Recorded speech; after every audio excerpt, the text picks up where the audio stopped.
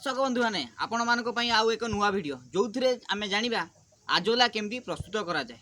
आपण बोधे जानी आजोला को आम बायोफ्लॉक यूज कर गाई को दे पारिबा, छेली को दे पारिबा, कुकुड़ा को दे पारिबा। यह एक उन्नत मानर खाद्य जहाँ को व्यवहार करिकी आम दानार खर्च कम कर पारिबा। चलतु एक सफल चाषी विषय जाना जार वीडियो आम पूर्वर दुई थर पकईचंती पाखु सीधा सड़क जाना आजोला केमती प्रस्तुत करा जाए। वीडियो को आगो को बढ़िया पूर्व मो चैनल जदि आप नुआ ताले चैनल को सब्सक्राइब कर दिंतु एवं वीडियोटी को लाइक कर दिंतु। आसतु सार को सहित कथा हवा। सार को जदि जाना सार को ना हूँ धीरेन्द्र महांत। चलतु देखा केमती आजोला प्रस्तुत करा जाए। एपटू देखिए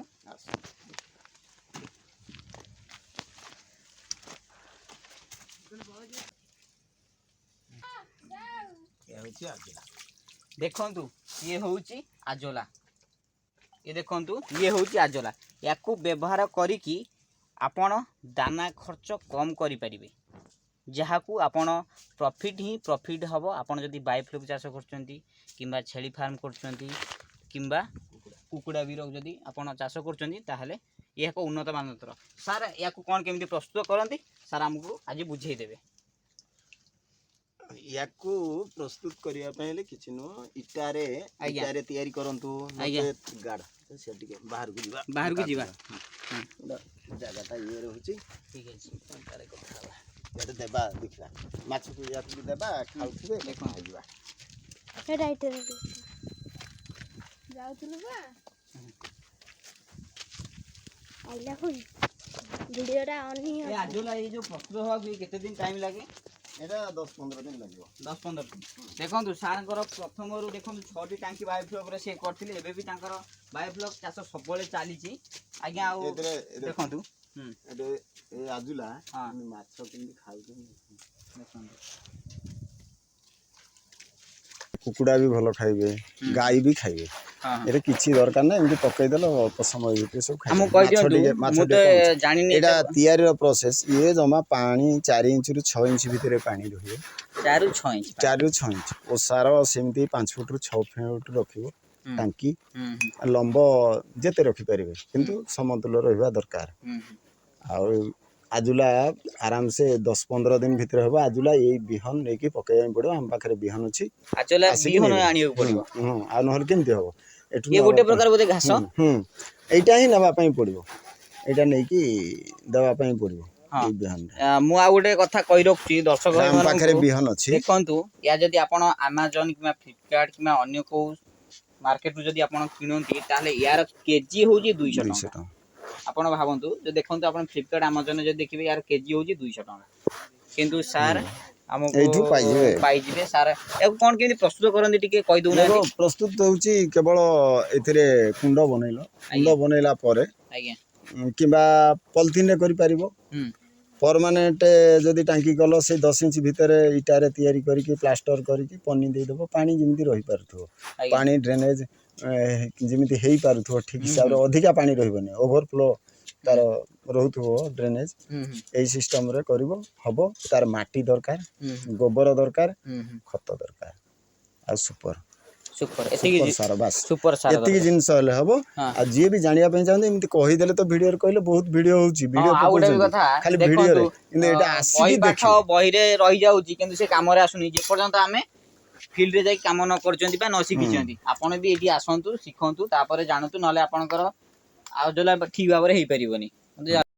देखंतु आपनकर ए जो 6टी टांकी करचंती आपन को दाना जो केते आजोला एतरे हेई जाउची एथिरे एथिरे गोटे टांकी चलेबे पहले गोटे माने टांकी बनैया पय पड़ो। गोटे आजोला टांकी तयारी करिया पड़ो। केते फुट करिया पड़ो? एटा 5 फुट 6 फुट लंबा 10 फुट भीतर गोटे टांकी पय काफी। आ ताको बाहर खाद्य देबाक पड़ियो ना दबा बाहर खाद्य किछि दबो ना बाहर खाद्य किछि किंतु एटार प्रोटीन बहुत यार 40% रहउची 40 रु 60%।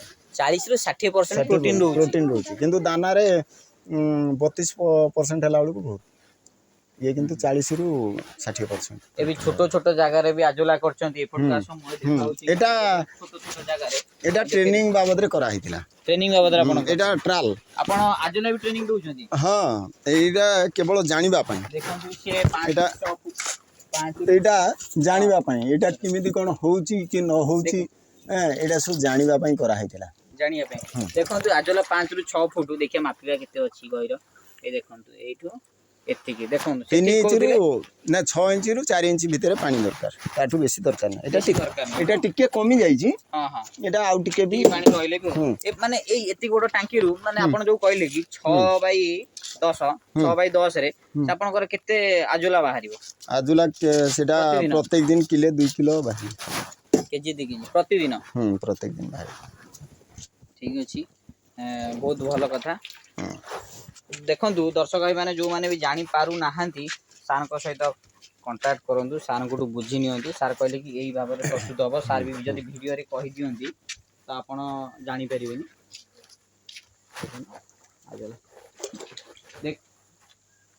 ଦେଖନ୍ତୁ ସେପଟ ଟାଙ୍କିରେ କିଛି ସମୟ ପରେ ଆମେ ଆଜୋଲା ପକେଇଥିଲେ। ଦେଖନ୍ତୁ ବର୍ତ୍ତମାନ ଆଜୋଲା ଆଉ ଦେଖା ଯାଉନି, ସବୁ ମାଛ ଖାଇ ଦେଇଛନ୍ତି। ଦେଖନ୍ତୁ ଆଉ ଟୋଟାଲି ନାହିଁ, ମାଛ ଟୋଟାଲି ଖାଇ ଦେଇଛନ୍ତି। ଦେଖନ୍ତୁ ଆଜୋଲା ନାହିଁ, ଏବେ ସାର ପକେଇଥିଲି ନାହିଁ, ଆଉ କିଛି ସମୟ ପରେ ୟାକୁ ବି ମାଛ ଖାଇ। ଆଉ ଗୋଟେ ଦେଖନ୍ତୁ ଏଇଠି ଆଉ ଗୋଟେ ଟାଙ୍କି ଟ୍ରାଏଲ କରାହେଇଥିଲା, ଏଇଟା ଗୋଟେ ତାରି ଭିତରେ ତାକୁ ବନା ହେଇଛି। ଏଇଟା ଗୋଟେ ବନେଇକି ସିମେଣ୍ଟରେ ତିଆରି କରିକି ଏଟାକୁ ଖାଲି ଟ୍ରାଏଲ କରିଛି। ସିମେଣ୍ଟରେ ବି ସବୁ ଏଇଟା ସିମେଣ୍ଟରେ ମୁଁ କହିଲି ସିମେଣ୍ଟରେ କଲେ ବି କିଛି ପ୍ରୋବ୍ଲେମ ନାହିଁ, କିଛି ନାହିଁ। ପଲିଥିନରେ କରିପାରିବ, ସିମେଣ୍ଟରେ କରିପାରିବ। ପଲିଥିନ ନଷ୍ଟ ହେଇଯିବ, ଇଏ ପରମାନେଣ୍ଟ, ଇଏ ଆଉ କିଛି ହେବାର ନାହିଁ। ଖର୍ଚ୍ଚ ବେଶୀ ନୁହଁ, 3ଟା ଇଟା କେବଳ ଲାଗୁଛି। 3ଟା ଇଟା ଛୋଟ ବି କରିପାରିବ, ବଡ଼ ବି କରିବ। ବଡ଼ କଲେ କ'ଣ କି 6 ଫୁଟ ଖଣ୍ଡେ ଚଉଡ଼ା ଯଦି କରିଦେଉଛନ୍ତି ଆଉ 10 ଫୁଟ ଖଣ୍ଡେ ରଖୁଛନ୍ତି, ତାହେଲେ ଗୋଟେ ଟାଙ୍କି ପାଇଁ କାଫି, ବହୁତ କାମ ଦେବ। କିନ୍ତୁ ଛାଇ ଜାଗା ଦରକାର। ଆସିଲେ ଟ୍ରେନିଂ ଦେବା ପାଇଁ ଆସିଲେ ମୁଁ ତାଙ୍କୁ ପ୍ଲାନ୍ଟା ଦେବି। ଏଇଟା ଦେଖନ୍ତୁ ଏଇ ଛୋଟିଏ ଟିକେ ଜାଗା କେତେ ବାହାରିଲା। ଏଇଟା ଗୋଟେ ଥରର ମୋର ଗୋଟେ ଟାଙ୍କିରେ ଗୋଟେ ଥରର ଖାଦ୍ୟ। ମୁଁ 3 ଥର ଖାଇବା ପାଇଁ ଯାଉଛି, ଗୋଟେ ଥରର ମୋତେ ଦାନା ବଞ୍ଚିଯିବ। ଗୋଟେ ଥର ଦାନା ଦେଖନ୍ତୁ କେତେ ଲାଭବାନ ଆଜୋଲା।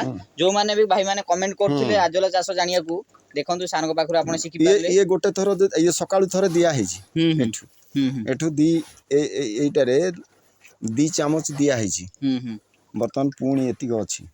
ପ୍ରତ୍ୟେକ ଦିନ ସକାଳୁ ପାଇପାରିବ। ପ୍ରତ୍ୟେକ ଦିନ ସକାଳୁ ପାଇପାରିବ। ପ୍ରତ୍ୟେକ ଦିନ। ଆଜି ଏବେ ବି ମୁଁ ଏଇଟା କିଛି ଦେଇଦେଲେ ବି କିଛି ଅସୁବିଧା ନାହିଁ। ମନେ କରନ୍ତୁ ଦାନା ନ ଦେଇକି ଖାଲି ଆଜୋଲା ଦେଲେ ହବ? କିଛି ପ୍ରୋବ୍ଲେମ ନାହିଁ, କିଛି ପ୍ରୋବ୍ଲେମ ନାହିଁ। କିନ୍ତୁ ଦାନାଟା ଗୋଟେ ପାର୍ଟ ଟାଇମ୍, ତାଙ୍କ ପେଟଟା ବେଶୀ ଅଧିକା ପୂରେଇକି ରଖିବା ପାଇଁ ଦିଆହବ। ଏଇଟା ଗ୍ରୀନ୍ ଫୁଡ୍, ଏଇଟା ବହୁତ ବଢ଼ିଆ। ବହୁତ ବଢ଼ିଆ, ଖାଲି ଏଇଟା ଦେଲେ ବି ହବ। ଠିକ ଅଛି, ଇଏ ସବୁ ପ୍ରକାର ମାଛ ଖାଇବ। ଦେଖନ୍ତୁ ରୋହି ମାଛ ଖାଇବ, ରୋହି ମାଛ ଖାଇବ। ପୋଖରୀରେ ପକେଇବ, ପୋଖରୀ ଯିଏ ଚାଷ କରିଛନ୍ତି ସେଥିରେ ଆରାମସେ ରୋହି ଭାକୁର ସିଏ ସମସ୍ତେ ଖାଇବେ। ରୋହି ଭାକୁର ସମସ୍ତେ ଖାଇବେ। ଇଏକୁ ଗଲା ତେଲାପିଆ, ଇଏ ଆହୁରି ବହୁତ ବଢ଼ିଆ ଖାଇବ। ପଙ୍ଗାସ ଖାଇବ। ଆମର ଏଇ ସବୁ ଅନ୍ୟ ଯେକୌଣସି ରୂପଚାନ୍ଦି ଖାଇବ।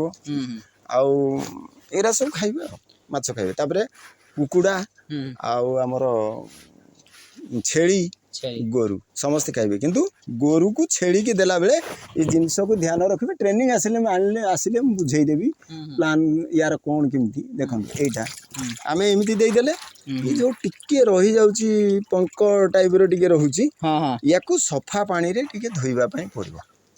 ମାନେ ୟାର କିଛି ଟିକେ ଭିତରି କଥା ବି ଅଛି, ଟିକେ ସଫା ପାଣିରେ ୱାଶ କରିବା ପାଇଁ ପଡ଼ିବ।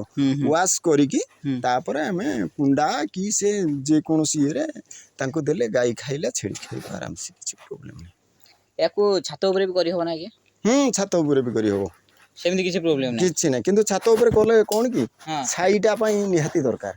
ୟାକୁ ଛାଇ ଦରକାର, ଛାଇ ଦରକାର। ଯଦି ଆମ୍ବ ଗଛ ବଗିଚା ଫଗିଚା ଅଛି, ତାର ଯଦି ଗ୍ରୀନ ନେଟ୍ ଯଦି ଗ୍ରୀନ ନେଟ୍ ତ ନିଶ୍ଚିତ ହବ।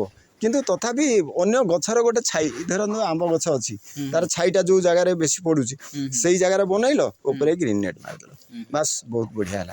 ଇଏ ସବୁ ଗ୍ରୀନ୍ ନେଟ୍ ଅଛି, ତା ସାଙ୍ଗରେ ଇଏ କଣ୍ଟ୍ରୋଲ ହଉଛି। ମୁଁ ଏଇଟା ଖାଲି ଦେଖିବା ପାଇଁ, ମାନେ ଜାଣିବା ପାଇଁ। ଏଇଟା ସାର୍ ଆପଣଙ୍କ ସହିତ କଥା ଯେ ଆପଣ ସମସ୍ତେ ତ ଚିଙ୍ଗୁଡି ଚାଷ ଷ୍ଟାର୍ଟ କଲେନି ବାୟୋଫ୍ଲଗରେ, ଆପଣ ସାର୍ କେବେ ଷ୍ଟାର୍ଟ କରିବେ? ଦେଖନ୍ତୁ ସେଇଟା ଖାଲି କହିଦେବା ଆଉ କରିବା ଆକାଶ ପାତାଳ ଫରକ। ଏଇ ମାଛ ତ ଚାଷ କରି ବିଭିନ୍ନ ୟୁଟ୍ୟୁବରେ ଚିଙ୍ଗୁଡି ଚାଷ ବାହାରୁଛି, ଆପଣ ବି ତ କିଛି ରିସର୍ଚ୍ଚ କରିଥିବେ କି ଚିଙ୍ଗୁଡି ଚାଷ ପାଇଁ? ଦୁନିଆ ତ ଟ୍ରାଏଲ କରୁଛି, କରିବି, କଲା ପରେ କହିବି। ମୁଁ ଏବେ ଏଇ ସିଜିନ୍ ଆସିଲେ ଚିଙ୍ଗୁଡି ଚାଷ ପାଇଁ ମୁଁ ପ୍ଲାନ୍ କରୁଛି। ମୁଁ 2-3 ଜାଗା ଗଲିଣି ଟ୍ରେନିଂ, କିନ୍ତୁ କିଛି ନାହିଁ। ଟ୍ରେନିଂ ଗଲା ପରେ ଟ୍ରେନିଂର କିଛି ଫାଇଦା ନାହିଁ। ସେ ତାଙ୍କ ପାଖରେ ତ ଚିଙ୍ଗୁଡ଼ି ନାହିଁ, ସେ ଚାଷ କ'ଣ କରିଛନ୍ତି ନ କରିଛନ୍ତି ମୁଁ ଜାଣିନି। ଆଉ ଗୋଟେ ଏଇଠି ରଖିବାକୁ ଚାହୁଁଛି, ଦେଖନ୍ତୁ ସେ ତ ଯୋଉ ଭିଡ଼ିଓରେ ଦେଖୁଛନ୍ତି ପୁଳା ପୁଳା ଚିଙ୍ଗୁଡ଼ି ସେ ଦେଖୁଛନ୍ତି, ଭଲ ଭଲ ବଡ଼ ବଡ଼ ଚିଙ୍ଗୁଡ଼ି ହଉଛନ୍ତି, ଅଧା କେଜି ଲେଖା ଚିଙ୍ଗୁଡ଼ି ହଉଛନ୍ତି ଭିଡ଼ିଓରେ ଦେଖୁଛନ୍ତି, କିନ୍ତୁ ଆମେ ଯାଇକି ତ ଦେଖିପାରୁନୁ। ଆମେ ଯାଇ ଦେଖିବା ଦରକାର। ଆପଣ ସବୁ କ'ଣ ବୁଲି ସାରିଲେଣି ଯେତିକି ଫାର୍ମ? ମୁଁ 2-3ଟା ଫାର୍ମ ଯାଇକି ଦେଖି ସାରିଲିଣି, ତାଙ୍କ ପାଖରେ ନାହିଁ। ଆଜ୍ଞା କିଛି ଫାର୍ମ ବାଲା କହୁଛନ୍ତି ନାହିଁ ବର୍ତ୍ତମାନ ଆସିପାରିବେନି, ବର୍ତ୍ତମାନ ଭିଜିଟ୍ ନାହିଁ, କିନ୍ତୁ ତାଙ୍କ ପାଖରେ ଜିନିଷ ନାହିଁ, ସେଥିପାଇଁ ମନା କରୁଛନ୍ତି। ଆଉ ଯିଏ ବି ଆସିବା ପାଇଁ କହୁଛନ୍ତି ଯାଇକି କହିଲେ ନାହିଁ ମୋର ସରିଯାଇଛି, ମୁଁ ହାର୍ଭେଷ୍ଟିଂ ହେଇଯାଇଛି, ବର୍ତ୍ତମାନ ନାହିଁ। ବୋଲେ ଠିକ୍ ଅଛି, ଆପଣ ହାର୍ଭେଷ୍ଟିଂ କରନ୍ତୁ। ହାର୍ଭେଷ୍ଟିଂ କଲା ପରେ ଯେତେବେଳେ ବନେଇବେ ଫେର ଚିଙ୍ଗୁଡ଼ି ଜାଳ ଛାଡ଼ିବେ, ଆମେ ଦେଖିବୁ ତାର କ'ଣ କେମିତି ଆସିଛି, ପୋଜିସନ୍ ଆସିଛି। ଆପଣଙ୍କୁ କ'ଣ ଲାଗୁଛି ଚିଙ୍ଗୁଡ଼ିରେ ଏତେ ଲାଭବାନ ହେଇପାରିବେ? ଚିଙ୍ଗୁଡ଼ିରେ ଲାଭ ହେଇପାରିବ, କ୍ଷତି ବି ବହୁତ ହେବ। କ୍ଷତି ବି ବହୁତ ହେବ। ଏସବୁରେ କ'ଣ କି କିଛିଟା ଆସିବ, ଦରକାର ପଡ଼ିଲେ ଯିବ।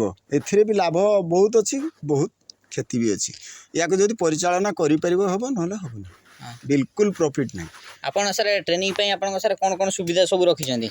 ସୁବିଧା ଯିଏ ବି ତ ଟ୍ରେନିଂ ନେବା ପାଇଁ ଆମ ପାଖକୁ ଆସୁନାହାନ୍ତି, କାହିଁକିନା ଆମେ ଟିକେ ଛୋଟ ପାଟି ଭାବୁଛନ୍ତି। ଆମେ ତ କାହାକୁ ଠକାଠକି କରିବାନି, ଆମେ ହେଲୁ ଚାଷୀ ଲୋକ। ଆଉ ଆମ ପାଖକୁ ଆସୁନାହାନ୍ତି କେହି। ଆମେ ସମୟ ତାଙ୍କୁ ଦେବା ଦରକାର ନା, ସମୟ ଦେଇକି ତାକୁ ଟ୍ରେନିଂ ଦେବୁ। ଆମ ପାଇଁ ଫେରେ ଆମର ଟାଇମ୍ ଅଛି ନା ନାହିଁ, ଆମକୁ ଫେରେ ଖର୍ଚ୍ଚ କିଛି ସିଏ ଯଦି ନ ଦେବେ, ଆମେ ଖାଲି ତାଙ୍କ ପାଇଁ ବସିକି ଗାଇବୁ, ବୋଲେଇବୁ, କହିବୁ, ଖାଲି ତାଙ୍କୁ ଟ୍ରେନିଂ ଦେବୁ, କିଛି ନାହିଁ। ଆମର ଲାଭ କ'ଣ ଅଛି? ଠିକ୍ ଅଛି। ଆପଣଙ୍କର ଦେଖନ୍ତୁ, ଦେଖିକି ଆପଣଙ୍କର ଯେକୌଣସି ଟାଙ୍କି, ଆପଣଙ୍କର ସବୁବେଳେ ଟାଙ୍କିରେ ମାଛ ରହୁଛନ୍ତି, ଯେତେ ଥର ବି ଆସୁଛି, 2 ମାସରେ ଆସୁଛି, 3 ମାସରେ ହେଲା କ'ଣ କି କୋଉ ଭେରାଇଟି କଲେ ସବୁବେଳେ ରହିବେ। କୋଉ ଭେରାଇଟିଟା ରହିବ, କୋଉ ଭେରାଇଟି କେତେ କ'ଣ ଖର୍ଚ୍ଚ ହଉଛି, ଭେରାଇଟି ସବୁ ଭେରାଇଟି ରହିପାରିବ, କିନ୍ତୁ ଖର୍ଚ୍ଚ ପ୍ରବଳ। ଖର୍ଚ୍ଚ 50% ଖର୍ଚ୍ଚ 50% ଖର୍ଚ୍ଚ ହେବ।